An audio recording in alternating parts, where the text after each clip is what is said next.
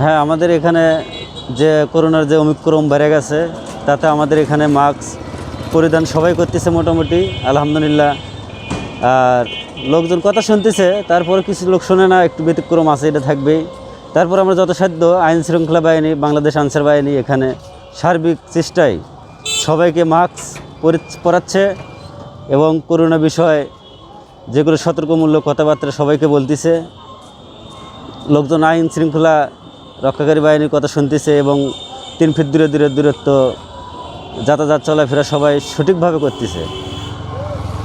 আর mask যারা পরতেছে না তাদের জন্য আপনারা কী করতেছেন? মাস্ক যারা পরছে না তাদের জন্য আমরা অতি দূরত্ব আইনের ব্যবস্থা নিচ্ছি এবং তাদেরকে অবশ্যই মাস্ক কিনে আবার পরায় দিচ্ছি, নিজেও তারাও কিনে পরিচ্ছে। মাস্ক পরার কোনো বিকল্প নেই, মাস্ক পরতেই হবে সবাইকে। মাস্ক ছাড়া মেডিকেলে প্রবেশ নিষেধ, একেবারেই নিষেধ। মাস্ক যদি কেউ না পরে তাকে দূরত্ব মাস্ক কিনে তাদের পরানো হচ্ছে। এটা কি মানতেছে তারা? হ্যাঁ, অবশ্যই মানতেছে। মাস্ক পরবে না মানে মানতেই হবে। এখানে মেডিকেলে ঢুকতে হলে মেডিকেলের যে নিয়ম, এটা অবশ্যই মানতে হবে।